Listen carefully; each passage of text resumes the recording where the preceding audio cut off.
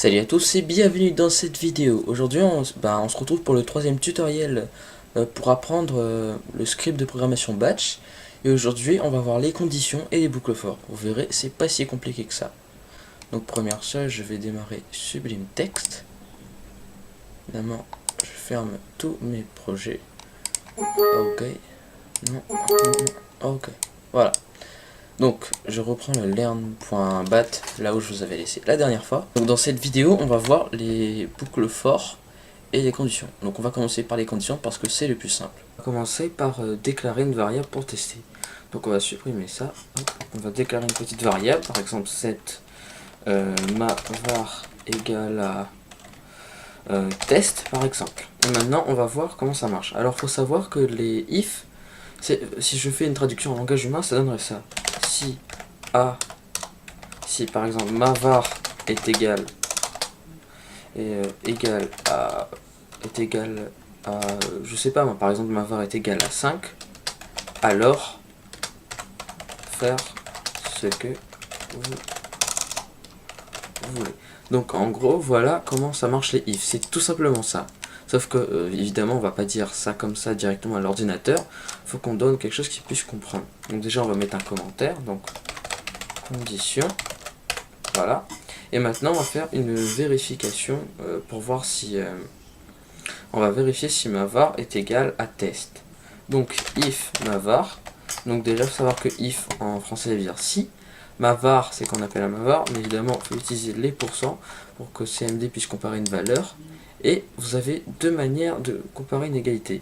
Soit vous pouvez mettre ma var égale, par exemple test, mais dans ce cas il faut tout coller. Hop, et là je mets echo, par exemple ma var est égal à test.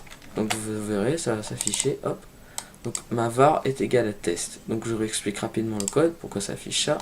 Parce que je définis que ma var est égal à test, et je lui dis que si ma var est égal à test, alors on utilise 2 égales justement, parce que lorsqu'on utilise 1 égal, c'est lorsqu'on assigne une variable, et 2 égales, c'est lorsqu'on compare deux choses.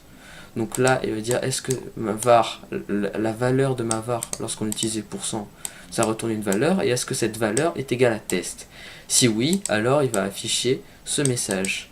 Mais maintenant, on aimerait que, dans le cas où ça n'est pas égal à test, ça affiche autre chose. Alors, on va faire ça, tout simplement. Donc déjà, il va falloir ouvrir des parenthèses. Parce que déjà, vous verrez que ça a un avantage d'ouvrir des parenthèses. Déjà, je vais vous montrer déjà un exemple aussi que vous pouvez faire sans mettre un else. Lorsqu'on ouvre des parenthèses et qu'on va à la ligne, ça nous permet de faire plusieurs commandes au lieu d'une commande. Parce que regardez, là, je peux faire qu'une seule commande, par exemple echo A. Et si je veux faire plusieurs choses, vous n'allez pas faire ça. Par exemple, vous n'allez pas mettre, si je veux afficher A, B, C, D, vous n'allez pas à chaque fois mettre if ma var égale test, etc. Donc ce qu'on va faire, c'est que donc if, on met notre condition, puis on ouvre la parenthèse, et là on va écrire sur plusieurs lignes ce qu'on souhaite. Alors echo, par exemple, test égale ma var, echo, c'est marrant. Donc comme vous pourrez le voir, les deux choses vont s'exécuter. Maintenant, on va voir le else. Donc si je mets un else, en gros ça veut dire sinon. Dans le cas où ça n'est pas égal à test, mais dans le cas où ma var n'est pas égale à test, alors, donc on ouvre les parenthèses, parce que là on est obligé d'utiliser les parenthèses pour utiliser le else, on met echo test n'est pas égal à ma var echo, par exemple c'est pas drôle.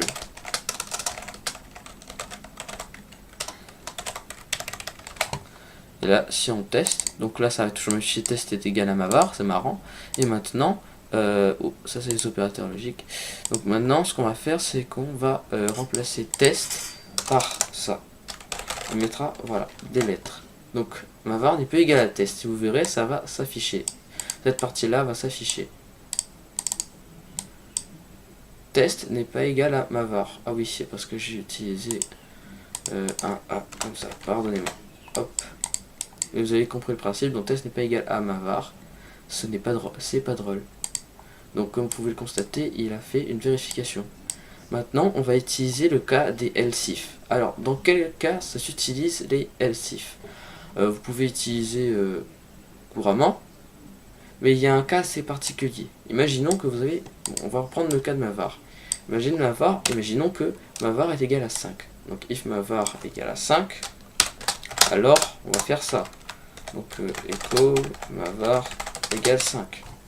Mais, imaginons que maintenant on assigne cette variable à 7. 7a égale 7. Et qu'on aimerait que maintenant, à partir de cette partie du programme, elle retourne tout en haut. On serait obligé de mettre un label. Donc a et goto a. Alors qu'on peut faire. Et ensuite, si par exemple on a d'autres conditions, on est obligé de mettre un autre if encore, un autre if. Enfin bref, vous pouvez faire comme ça, mais personnellement je n'aime pas et c'est pas propre. Alors ce qu'on va faire, c'est qu'on va utiliser les else if. Comme ça, si c'est égal à 5, et ben, il va exécuter que ça et il va pas vérifier le reste. Donc maintenant, if %mavar égale, oula, j'ai oublié de fermer, hop, égale 7. Alors, donc là, echo mavar égale 7 et 7a égale, par exemple, allez, 9. Et else if %mavar égale 9. Alors, echo ma var égale 9 et 7a. Par contre, on dit peut-être que je mette ma var plutôt. Voilà, tout mettre da. Voilà. Et voilà. Parce que vous verrez. Je vais vous montrer. Si vous n'avez pas bien compris ce que je vous ai dit au début, vous verrez. Donc là, vous verrez. Hop. Donc ma var est égale à 5. Et maintenant, en fait, elle est égale à 5 au moment où elle passe. Oh, mince. Au moment où elle passe dans la boucle, elle est égale à 5. Mais après, elle est égale à 7 après d'avoir affiché le message. Maintenant, ce qu'on va faire, c'est qu'on va enlever les else if. On va juste mettre un simple if. Et vous verrez le problème. Donc voilà. Donc on va mettre un if tout court. If tout court. Et maintenant, on va tester.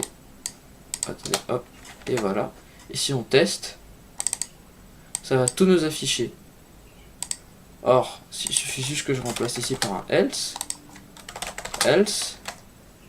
hop. Maintenant je réessaie. Ah oui, c'est parce que en fait, vous ne pouvez pas aller à la ligne directement. Il faut coller comme ça, sinon ça ne marchera pas.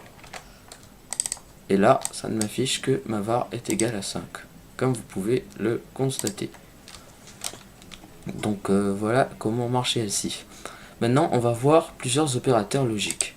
Alors voici les opérateurs logiques. Donc on avait vu le signe égal, mais il peut être également remplacé par EQ à une seule condition. Que maintenant ce ne soit plus collé ici mais que ça donne ça. Ma var EQ 5. Faut que la première valeur et la seconde valeur soient séparées de l'opérateur logique, sinon ça ne fonctionnera pas.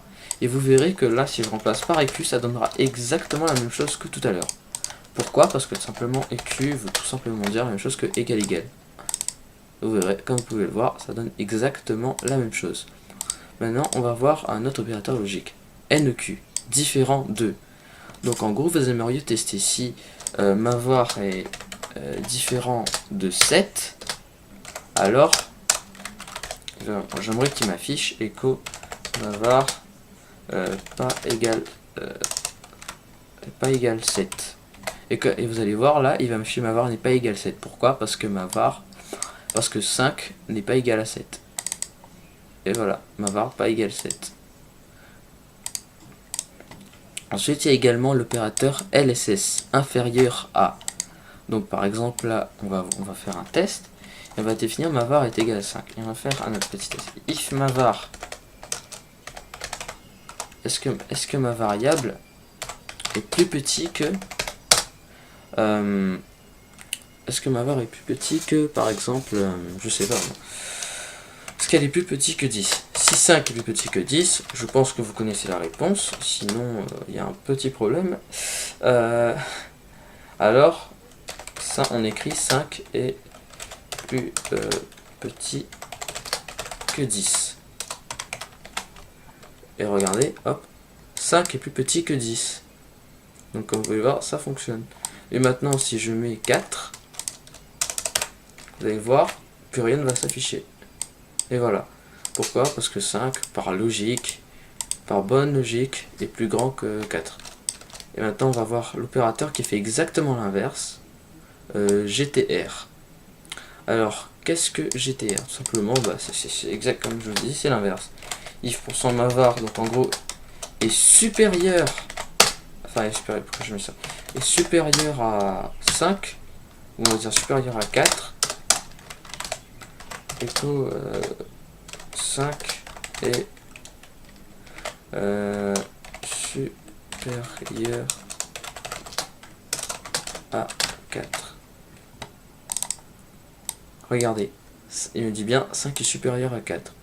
En revanche, si je mets 56, il va pas rien m'afficher. Pourquoi? Parce que 5, par logique, encore une fois, est plus petit, parce que 5 est plus petit que 56. Et maintenant, on va voir deux autres opérateurs logiques. Donc on va voir LQ, inférieur ou égal à. Donc, LQ, c'est très simple à comprendre. Comme je vous l'ai dit, c'est inférieur ou égal à.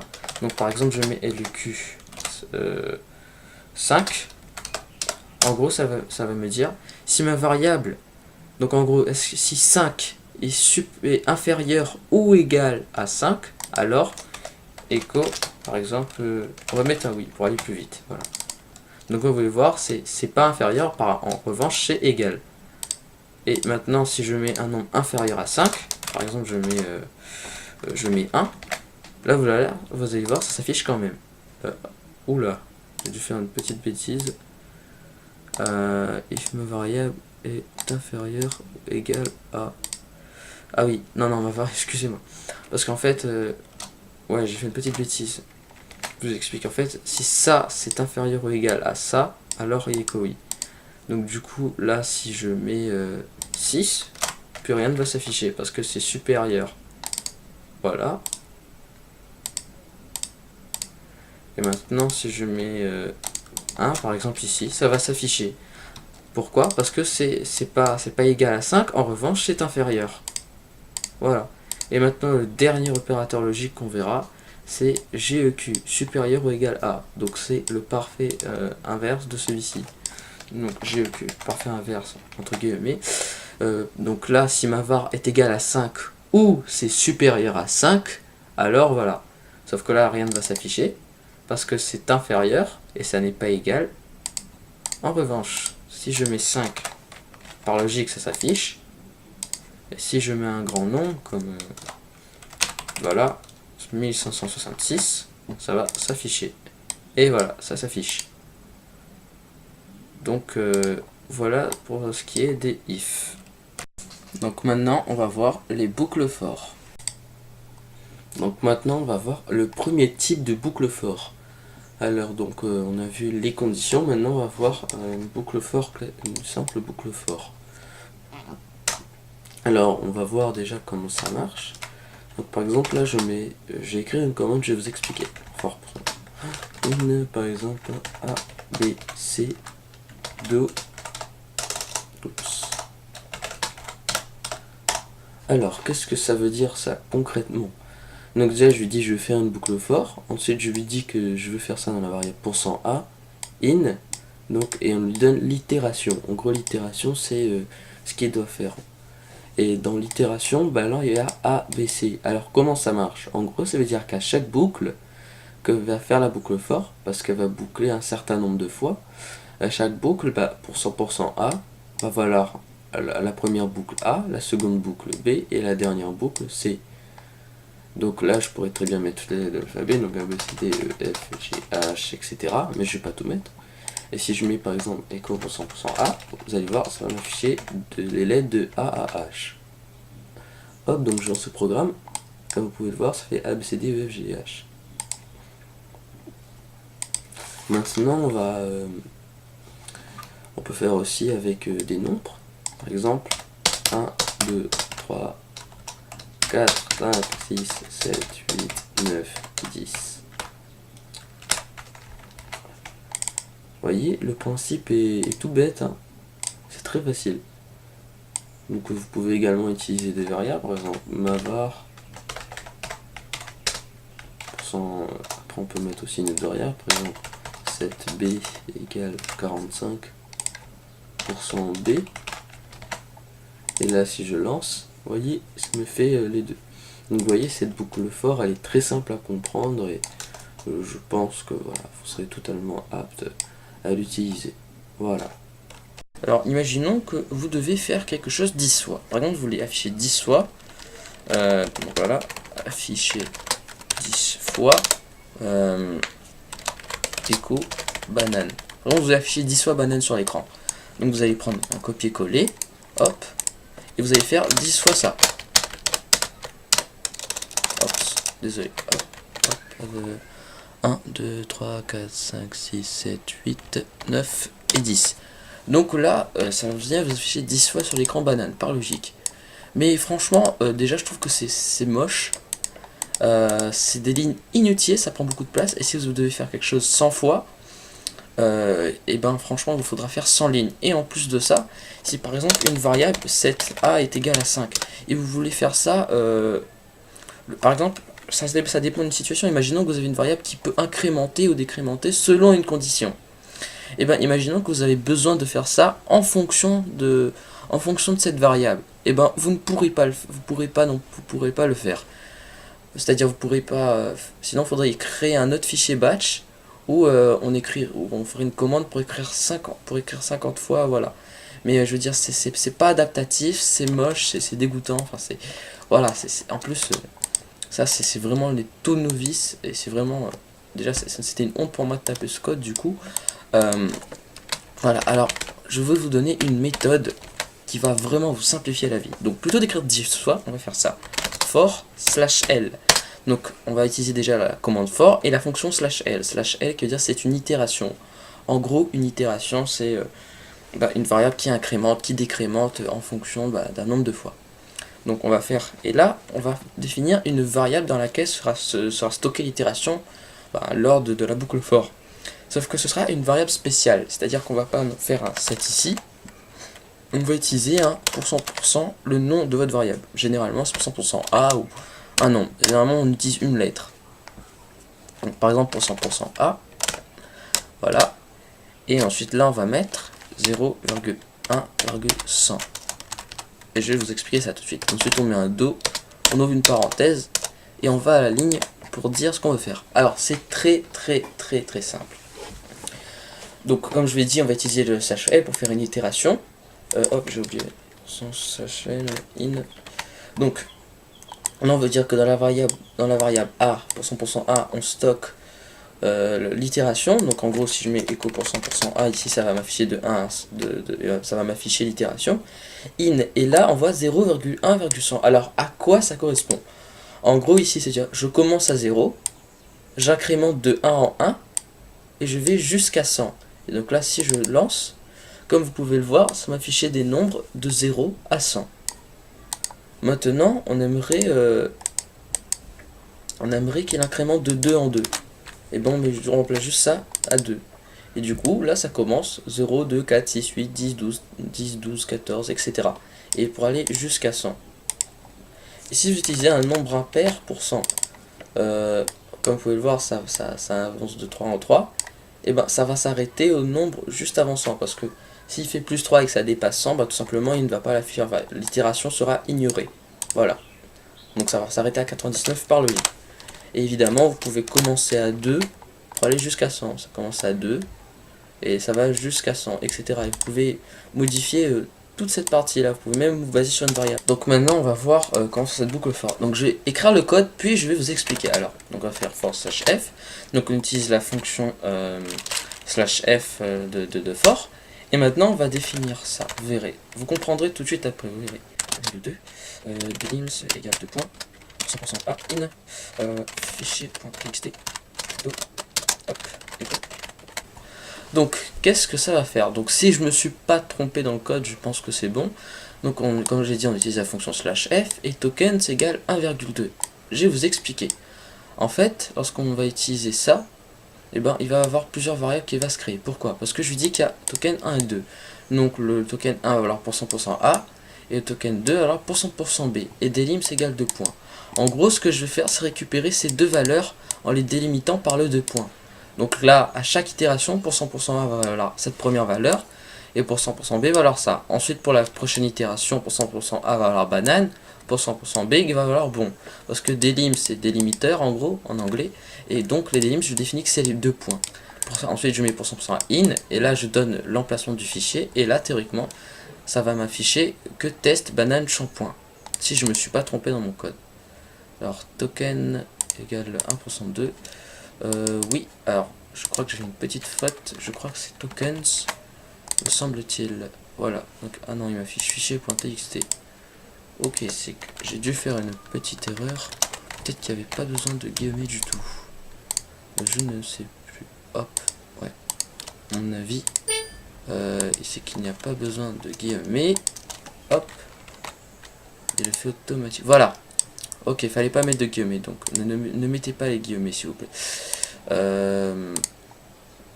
Comme vous pouvez le voir, le programme nous a affiché test banane shampoing, parce que pour 100% A, à chaque itération va valoir test. Mais maintenant, on voudrait on voudrait afficher l'autre valeur, donc on met %% B. Et maintenant, si je relance ça, donc ça fait test 2.1, hop, donc ça affiche test et 2.1, banane, bon, shampoing, super. Et voilà comment ça marche. On pourrait même y assigner des variables, par exemple 7 pour 100% A, 2 points pour 100% B. Enfin, égal à %% B. Et ensuite, on met echo. Enfin, echo. Bon, on verra après. Ce qu'on va faire, c'est qu'on va faire. On sait que la variable, ça va s'appeler test. Donc on va faire echo %test. Echo %banane. Echo %shampoing. Hop, vous verrez. Et là, qu'est-ce qui s'est passé? Où es-tu? Voilà. Donc en gros, là ce que je fais, c'est que je définis que test, la variable test est égale, en gros, la première itération, donc ici c'est test, va valoir 1. Ensuite, je fais exactement la même chose pour les deux lignes qui suivent. Et ensuite, comme j'ai assigné les variables, donc test c'est 1, banane c'est bon, et shampoing super. Donc vous voyez, ça marche parfaitement. Et d'ailleurs, vous pouvez changer en fonction du token. Par exemple, là maintenant, ce qu'on va faire, c'est qu'on va faire un autre truc. Par exemple, test, c'est cool. Et on va dire que c'est bon. Voilà. Vous verrez que là, ça donne autre chose. Donc, je vais mettre echo %% A, %% B. Vous voyez, ça va nous donner autre chose. En gros, voilà. En gros, là, il va récupérer que les deux premiers tokens. Pourquoi? Parce que j'ai dit que token, il y en a 1 et 2. Mais on prend, du coup, si vous voulez 3 tokens, tout simplement, vous mettez 1,3. Maintenant, si on réessaie, voilà, c'est tout à fait normal que ça ne s'affiche pas. Hop, je mets %% C, ce qui fait dans l'ordre alphabétique. Hop, et voilà, maintenant, si je lance, ça fait test, cool, et c'est bon. Mais maintenant, si j'affiche toujours %% C, mais que je mets 1,2, hop, on verrait, il va m'afficher %C. Pourquoi? Parce que lorsqu'on met 1% en batch, généralement il ignore ce %. Et du coup, là, %C, pour lui, c'est juste un string normal. Un string, en gros, c'est une chaîne de caractères, pas le sous-vêtement, hein. Que ce soit bien clair. Donc là, test, cool, bon. Voilà, tout simplement. Et vous faites ça, et après, évidemment, on n'est pas obligé de mettre 2 points. Vous pourrez très bien mettre égal. Égal, enfin, là, j'ai un petit doute. Ouais, j'ai un petit doute. Non, il me semble qu'on peut. Faudrait juste remplacer là ça par égal. Hop. Et comme vous pouvez le voir, là il m'a fait toujours test cool. Bon. Là évidemment, juste à mettre égal. Voilà. Si dans l'affichage évidemment, on pourrait très bien laisser les 2 points. Ça c'est à vous de voir. Et en fait, il va faire ça pour toutes les lignes. Voilà. Donc si je relance, oups. Voilà. Donc vous verrez qui a réellement changé. Donc vous voyez, c'est pas si compliqué que ça à comprendre.